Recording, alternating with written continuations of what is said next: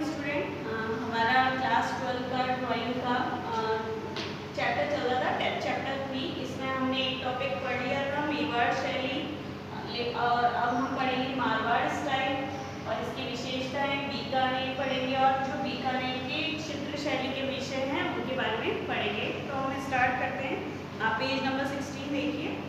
मारवाड़ शैली राठौड़ राजवंशी राव जोधा द्वारा स्थापित राज्य और वहाँ के विभिन्न ठिकानों में पल्लवित होने वाली चित्र शैली मारवाड़ या जोधपुर शैली के नाम से जानी जाती है, यानी कि मारवाड़ शैली को ही जोधपुर शैली भी कहा जाता है। यह शैली भी मेवाड़ शैली की भांति अपनी प्राचीनता के लिए प्रसिद्ध है। मेवाड़ के अनुरूप मरु प्रदेश में भी भारतीय चित्र एवं मूर्तन की वैभवशाली विरासत के जीवन उदाहरण प्रतिहारों की राजधानी मंडोर के द्वार स्थलों, राजप्रसादों एवं मंदिरों में देखने को मिलता है। तिब्बती यात्री लामा तारानाथ द्वारा 7वीं सदी में मध्य प्रदेश में श्रृंगधर नामक चित्रकार का उल्लेख मारवाड़ शैली का चित्रण परंपरा की प्राचीनता को प्रमाणित करती है। जैन धर्म में अत्यधिक प्रभाव एवं तत्कालिक व्यापारिक केंद्र होने के कारण 10वीं से 15वीं सदी के बीच चित्रित अनेक ताड़पत्री जैन ग्रंथों, यानी ताड़पत्री जैन ग्रंथों, ताड़ का जो पेड़ होता है उसके पत्तों पर जो ग्रंथ लिखे गए हैं के द्वारा मारवाड़ शैली की कलात्मक पृष्ठभूमि प्रमाणित होती है। मारवाड़ की सांस्कृतिक परंपरा एवं कलात्मक परिवेश को नवीन धरातल प्रदान करने का श्रेय राव मालदेव को है। मालदेव ने अपनी दूरदर्शिता, वीरता, विद्वता के द्वारा विभिन्न रियासतों जैसे घाड़ेराव, सिरोही, नागौर, नाडोर, पाली, सोजत, जालोर, पोखरण आदि को मिलाकर स्वतंत्र मारवाड़ राज्य की नींव रखी, जो कई सदियों तक राठौड़ राजवंश के अधीन रहे। मारवाड़ शैली के प्रारंभिक चित्र साक्ष्यों में बड़ौदा संग्रहालय में सुरक्षित 1591 ईस्वी का उत्तराध्ययन सूत्र ग्रंथ एवं नाडोर, पाली राज्यों, पाली, जालोर के जैन स्थलों एवं जोधपुर पुस्तक प्रकाशन, जोधपुर और जैसलमेर के भंडारों से प्राप्त कल्पसूत्र और अन्य ग्रंथों की प्रतिलिपियों की उपलब्धता मारवाड़ शैली पर जैन गुजरात शैली के प्रभाव को रेखांकित करती है। लेकिन साथ में यह भी स्पष्ट होता है कि मारवाड़ अपने समय का महत्वपूर्ण व्यापारिक केंद्र भी रहा होगा। कुंवर संग्राम सिंह के संग्रह में 1623 ईस्वी की बनी रागमाला चित्र श्रृंखला के कुछ चित्रों को मारवाड़ की प्रारंभिक अवस्था के प्रामाणिक साक्ष्य माना जाता है। मारवाड़ शैली का विकास समकालीन परिस्थितियों के अनुरूप हुआ। अपभ्रंश और मुगल प्रभाव से युक्त मारवाड़ शैली अपनी मौलिकता के लिए उल्लेखनीय है। महाराजा सूर सिंह के समय मारवाड़ शैली ने एक निश्चित रूप ग्रहण किया। राजा सूर सिंह कालीन अनेक चित्र बड़ौदा संग्रहालय में सुरक्षित है। उनके समय के सचित्र ग्रंथों में जोधपुर भागवत 1610 ईस्वी और सूरसागर के पथ रसिक प्रिय का चित्रण एवं ढोला मारू के चित्र मरु प्रदेशीय रंगों की चटकता एवं वस्त्राभूषणों का अभिजातीय रूप भौतिक चारुता को परिलक्षित करते हैं। राजा जसवंत सिंह एक विद्वान एवं कला प्रेमी थे। उनके समय में मारवाड़ वल्लभ संप्रदाय का प्रमुख केंद्र रहा और कृष्ण चरित्र को आधार बनाकर अधिकाधिक चित्रण हुआ। जसवंत सिंह के पश्चात मारवाड़ राज्य मुगलों से सदैव संघर्षरत रहा। कालांतर में अजीत सिंह के समय यानी कि 1724 ईस्वी में यह पुनः अपनी वैभव को प्राप्त हुआ।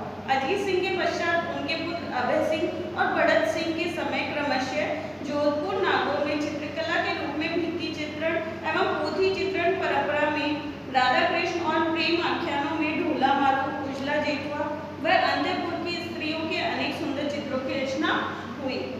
यह परंपरा महाराजा विजय सिंह से भीम सिंह अर्थात 1830 ईस्वी तक लगातार यथावत चलती रही, यानी कि कंटिन्यू यही चलता रहा 1803 तक। महाराजा मानसिंह के राज्यारोहण के पश्चात मारवाड़ शैली में एक नवीन विषय वस्तु के रूप में नागपंथ संप्रदाय से संबंधित चित्रों की भी रचना होने लगी, यानी कि उन्होंने एक नया सब्जेक्ट ले लिया था, वो था नागपंथ संप्रदाय, और उससे रिलेटेड चित्र भी बनाए जाने लगे। मानसिंह के पश्चात तख्त सिंह ने पुनः कृष्ण विषयक चित्रों का निर्माण कराया। जब मानसिंह के बाद तख्त सिंह राजा बना तो फिर से भगवान कृष्ण को सब्जेक्ट बनाते हुए उसके ऊपर भी उन्होंने चित्र बनाए। उनके उनके समय में तख्त विलास, तीजा मांझीसा के मंदिर आदि में सुंदर भित्ति चित्र जोधपुर दुर्ग में विद्यमान है। लेकिन 18वीं सदी से मुगल प्रभाव दृष्टिगोचर होने लगा, जिसकी पूर्ण परिणति महाराजा जसवंत सिंह द्वितीय के समय के चित्रों में देखी जा सकती है, जो कि आप अपने पिक्चर नंबर 2 में देख सकते हैं। 19वीं सदी के मध्य तक अन्य राजस्थानी चित्र शैलियों की भांति मारवाड़ शैली भी पाश्चात्य कला प्रभाव में अपनी मौलिकता से विमुख हो गई, यानी कि जो ओरिजिनलिटी थी वो उसकी खत्म होने लग गई थी। लेकिन मारवाड़ शैली में जोधपुर के अतिरिक्त बीकानेर एवं किशनगढ़ राज्य प्रमुख कला केंद्र प्रभावी ढंग से उभरे, जिनका अध्ययन हम स्वतंत्र शैलियों के रूप में आगे करेंगे। इसकी विशेषताएं क्या क्या थी? मारवाड़ और अपभ्रंश शैली से आंशिक प्रभावित मारवाड़ शैली अपने मौलिक विशेषताओं के कारण अलग स्थान रखती है। मारवाड़ शैली में पुरुष आकृति लंबी कदकाठी, यानी कि जो पुरुषों की पिक्चर बनाया जाता तो वो बहुत ही अच्छी लंबाई लिए हुए रहते थे, और शौर्य से परिपूर्ण मुखमंडल, घनी दाढ़ी मूंछों युक्त अरुणा भाव, विशाल नेत्र, लंबी नासिका एवं शिखरनुमा पगड़ियां विशेष दर्शनीय हैं। कालांतर में मुगलीय प्रभाव वस्त्राभूषणों में दृष्टिकोण होता है, यानी कि बाद में जो पिक्चर बनने लगे उनकी ड्रेसेस को देख के पता लगता है कि इसमें मारवाड़ का प्रभाव खत्म होता जा रहा था और मुगल का प्रभाव दिखाई देने लगा चित्रों पर।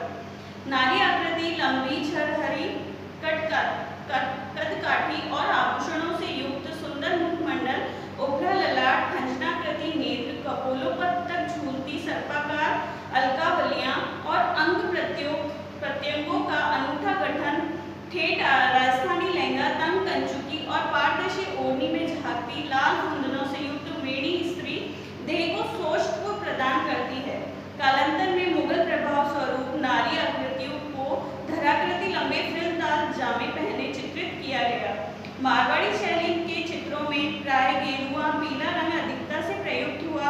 हाशिए लाल रंग से चित्रित कर उन्हें पीले रंग से सीमांकित किया गया है। दक्षिण शैली के आंशिक प्रभाव से पृष्ठभूमि में हरे रंग की झलक उत्तरकालीन चित्रों में देखने को मिलती है। पृष्ठभूमि में सफेद रंग के वास्तु का अंकन और मरुस्थलीय प्रभाव लिए वनस्पति चित्रतल में कहीं कहीं अंकित की गई है। पशु पक्षियों में ऊंट, घोड़े, कुत्ते, खरगोश, हिरण, मयूर, कौवे, तीतर, बाज, बटर आदि का चित्रण प्रधानता लिए हुए हैं। विषय वस्तु में मारवाड़ शैली राजस्थान की अन्य चित्र शैलियों की अपेक्षा अधिक समसामयिक रही। अस्तु यहाँ परंपरागत विषय वस्तु जैसे दुर्गा सप्तशती, रामायण, शिव पुराण, कृष्ण विषय चित्र और रागमाला, ऋतु वर्णन, कामसूत्र, अंतःपुर के चित्र, दरबारी सभी हैं। नायक नायिका भेद, बारहमासा आदि के चित्रण के अतिरिक्त प्रेम आख्यानों का प्रभावी चित्रण हमें ढोला मारू, मोमल दे निहाल दे, उजला जेठवा, रानी रूपमती बाज बहादुर के चित्रों और लोक कथाओं में बाबूजी, हड़कूजी जो कि हमारे लोक देवता हैं, नागबन आदि विषयों के रूप में जन सामान्य के जीवन संबंधी चित्रण मारवाड़ शैली की निजी विशेषताएं है।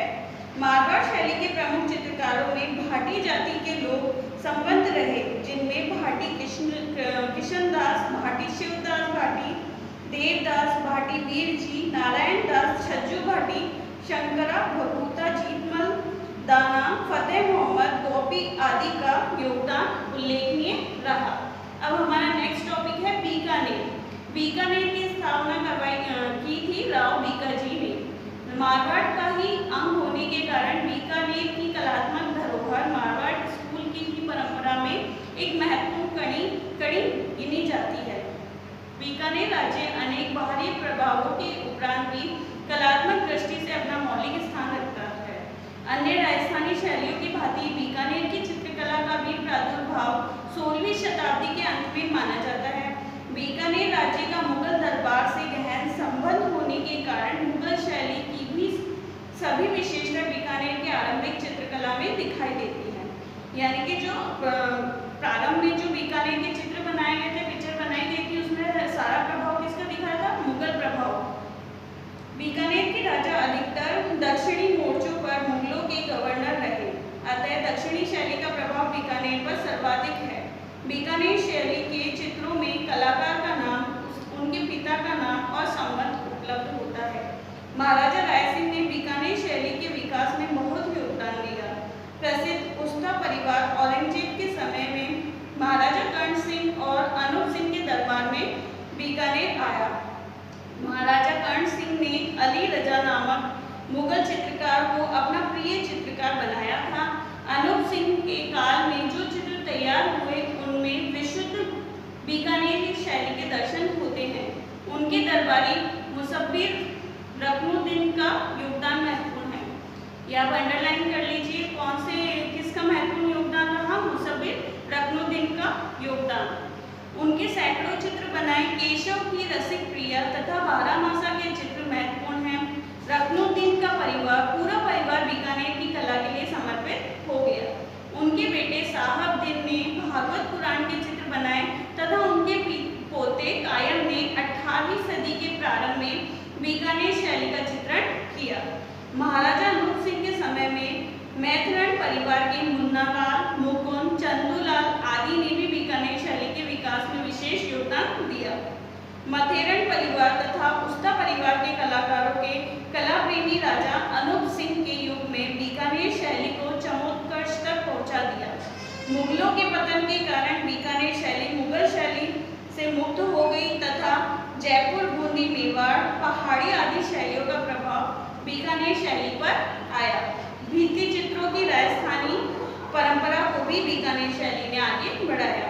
बीकानेर किले के महल, लालगढ़ पैलेस, अनेक छतरियां आदि का भित्ति चित्रण इस दृष्टि से महत्वपूर्ण है। ऊंट की खाल पर चित्रण भी बीकानेर की निजी विशेषता है। इस परंपरा को उस्ता कलाकार आज भी निभा रहे हैं। यानी कि ऊंट के जो बाल होते हैं उसमें अलग तरह की कलाकारी की जाती है, उसे उस्ता कला कहते हैं, और जो उसको बनाता है उसे उस्ता कलाकार कहा जाता है। बीकानेर चित्र शैली की प्रमुख विषय यानी कि जो सब्जेक्ट हैं कौन कौन से रहे हैं बीकानेर शैली के, बीकानेर स्टाइल के, वो हम देखेंगे।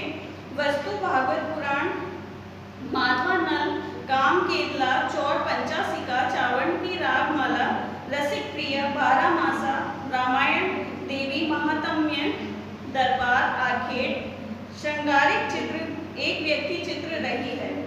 इसके अतिरिक्त नारी शिविका, शाल भंजिका, नायिका श्रृंगार, पुरुष क्रीड़ा, फुलझड़ियां लिए हुए स्त्रियां, दंपति द्वारा चौपड़ का खेल आदि विषयों का प्रचुरता से अंकन हुआ है।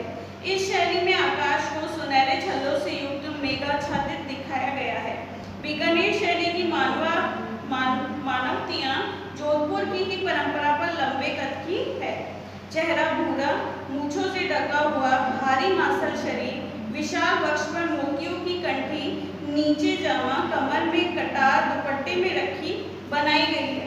नारी आकृतियां भी जोधपुर परंपरा पर लंबी छरहरी नायिकाएं, खंजर पक्षी से तीखे नेत्र, तंग कंचुकी, घेरदार घाघरे, कसा हुआ शरीर एवं अलंकारिक आभूषणों से सुसज्जित लंबी इखरी नायिकाएं, नारियल के वृक्षों का दक्षिणी अंकन, उछलते फव्वारे, हरे रंग का प्रयोग विशेष दर्शनीय है।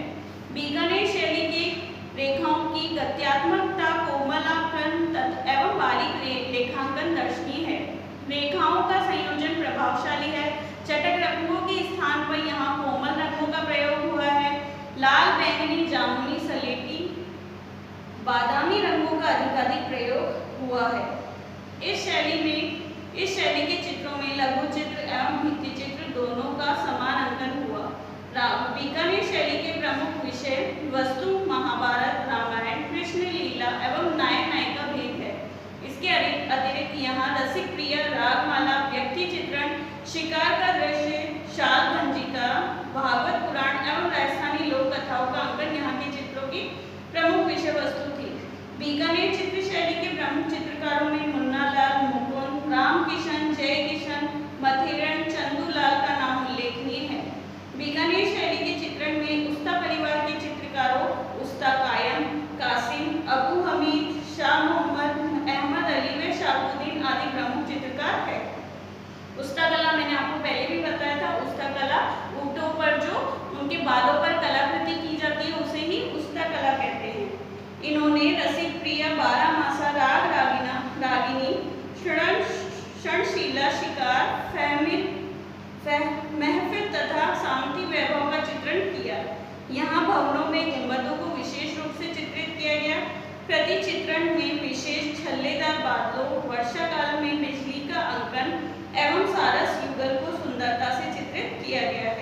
आकाश में नीली, सुनहरी एवं लाल आदि आभायुक्त वर्णिका का प्रयोग हुआ।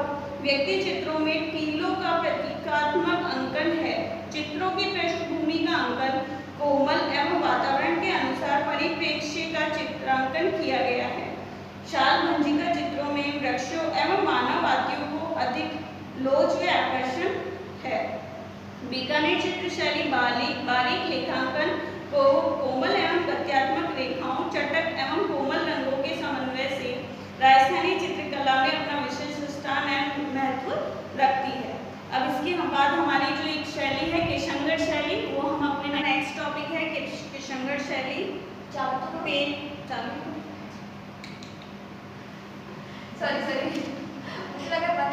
अब हमारा नेक्स्ट टॉपिक है किशनगढ़ शैली। पेज नंबर 19 पे देखिए हम। पहाड़ी कला में कांगड़ा शैली का जो स्थान है वही राजस्थानी कला में किशनगढ़ शैली का है। कांगड़ा के चितेरों ने जिस प्रकार नारी छवि का मनोरम अंकन कर अपनी कला को निखारा, ठीक वैसा ही नारी का अनुपम सौंदर्य किशनगढ़ शैली की महत्ता नारी चित्रण में निहित माधुर्य एवं भाव्य विशिष्टता की दृष्टि से है। राधा कृष्ण की मनोरम झांकियां प्रस्तुत से तो यहाँ के कलाकारों ने कमाल किया है। स्वर्ग को भी विमुग्ध कर देने वाली कल्पना की ऐसी पारदर्शी किशनगढ़ शैली की मौलिक देन है, जहाँ राधा कृष्ण के रूप में मनमोहिनी नारी आकृति बड़ी घड़ी के नाम से विश्व प्रसिद्ध है, जो राजस्थानी शैली में नारी आकृति के काव्यपूर्ण भाव सौंदर्य का सर्वोत्तम उदाहरण है।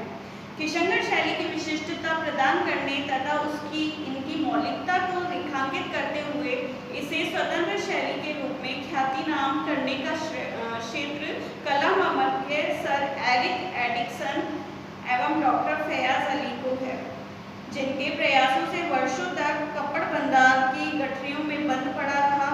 यह विलक्षण चित्र सौंदर्य अचानक ही नाटकीय ढंग से 1943 में उद्घाटित हुआ। वल्लभ संप्रदाय का प्रमुख केंद्र रहे किशनगढ़ की स्थापना राजा किशन सिंह ने 1609 ईस्वी में एक स्वतंत्र रियासत के रूप में की थी। जोधपुर राज्य एवं मुगलों से मैत्रीपूर्ण संबंध के कारण किशनगढ़ को राजसी वैभव और कलात्मक जीवन विरासत में ही मिली। मारवाड़ शैली की उन्नत शाखा किशनगढ़ शैली एक सदी उपरांत राजा सावन सिंह के समय में अपने चरम पर पहुंची।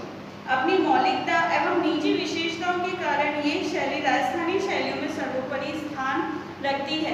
किशन सिंह और उसके पुत्र सहस्त्रमल के समय में ही किशनगढ़ वल्लभ संप्रदाय के प्रमुख केंद्रों में से था। इसी परंपरा का निर्वाह करते हुए पीढ़ी के 5वें राजा रूप सिंह ने राधा कृष्ण की भक्ति को ही जीवन का साध्य माना। उनके पश्चात उनके पुत्र मान सिंह जो स्वयं कवि व कला प्रेमी थे, ने कृष्ण अनुयायी होने के नाते कृष्ण विषयक चित्रों में रुचि दर्शाई। उनके समय में चित्रित प्रमाण कपट भंडार किशनगढ़ में विद्यमान है। उनके पश्चात राजा राज सिंह के काल में भी चित्रकला एवं साहित्य का व्यापक प्रचार प्रसार हुआ। उनके समय में चिन्ह 33 ग्रंथ उनके कला प्रेम को प्रमाणित करते हैं। 1780 में सावन सिंह के राज्यारोहण के साथ ही किशनगढ़ शैली ने करवट बदली। बचपन से ही वल्लभ संप्रदाय परंपरा से संस्कारित सावन सिंह कृष्ण के अनन्य भक्त थे। उनके समय में राधा कृष्ण संबंधित लीला भाव के चित्र उनके कृष्ण अनुराग को परिलक्षित करते हैं, यानी कि दिखाई देते हैं।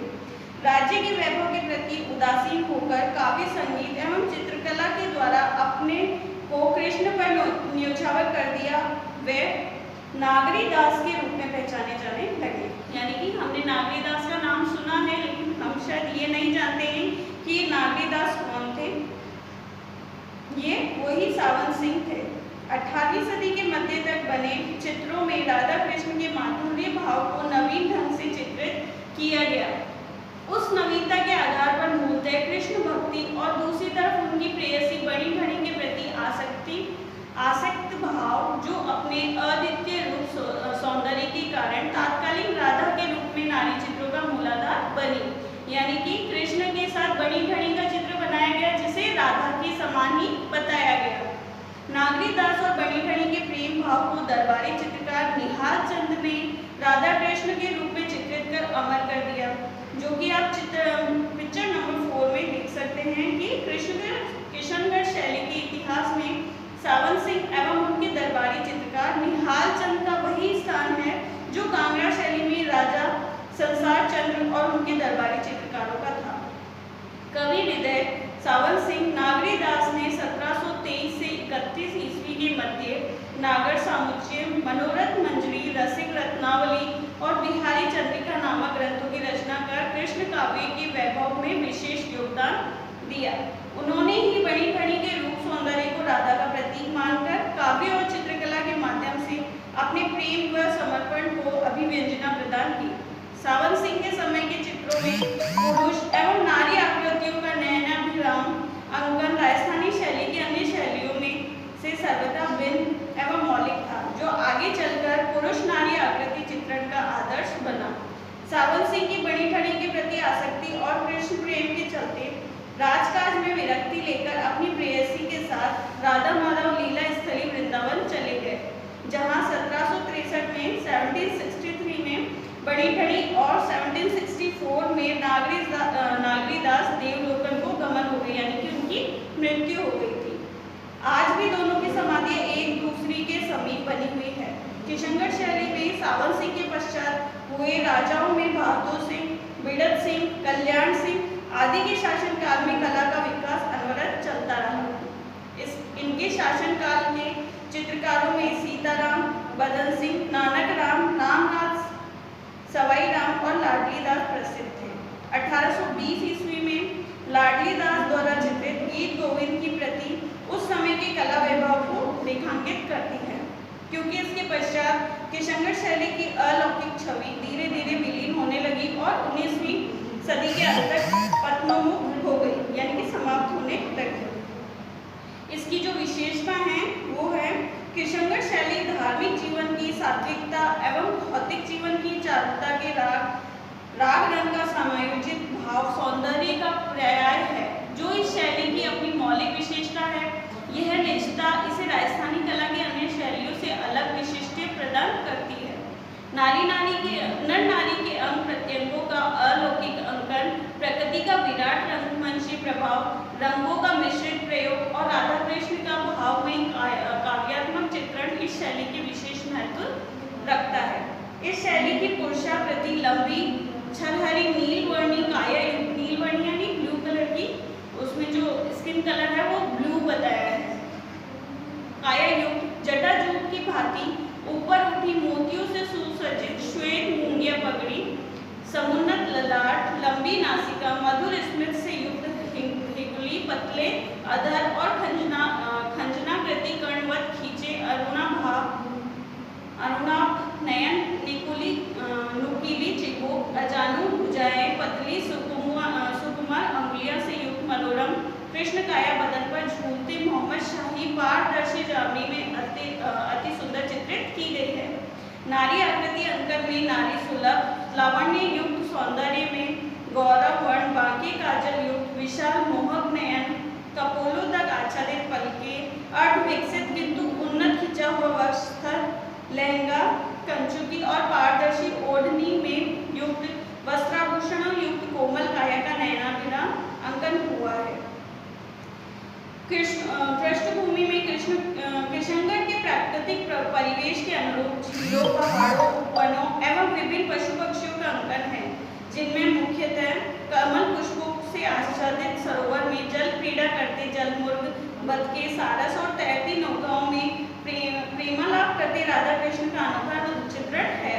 वास्तु में उच्च अट्टालिकाएं, कुंजों में झांकती श्वेत मुंडेरे, फंवारे, कदली वृक्ष और चांदनी रात में राधा कृष्ण की क्रीड़ा, प्रातःकालीन एवं सांध्यकालीन बादलों का रंगीन चित्रण विशेषते हुआ। विषय वस्तु के रूप में राधा कृष्ण के लीला भाव संबंधित विषयों एवं रीतिकालीन साहित्य में रसिक प्रिया, गीत गोविंद और भागवत पुराण समुच्चय आदि का चित्रण अधिक हुआ। अन्य शैलियों की भांति शिकार के दृश्य, उत्सव एवं दरबारी विषयों में छवि चित्रों, अंतःपुर के चित्र एवं नायक नायिका भेद के चित्र अधिक बने। किशनगढ़ शैली में उत्सव, नौका विहार और प्रकृति का विराट अंकन, श्रृंगारिक श्रृंगारिक विषयों का चित्रण अधिकता से हुआ, लेकिन रागमाला चित्रण इस शैली में नहीं मिलता। किशनगढ़ शैली के प्रमुख चित्रकार हैं सूर्यध्वज मूलराज, मौर्यध्वज निहाल चंद, सीताराम, भदन सिंह, रामनाथ, नानक राम, सवाई राम, अमरूद, लाडली दास, सूरजमल आदि प्रमुख थे। इन्होंने कालजयी किशनगढ़ शैली के चित्रों की रचना कर एक विलक्षण सौंदर्य के को व्यंजना प्रदान की। इसका नेक्स्ट टॉपिक है बूंदी शैली, वो हम नेक्स्ट वीडियो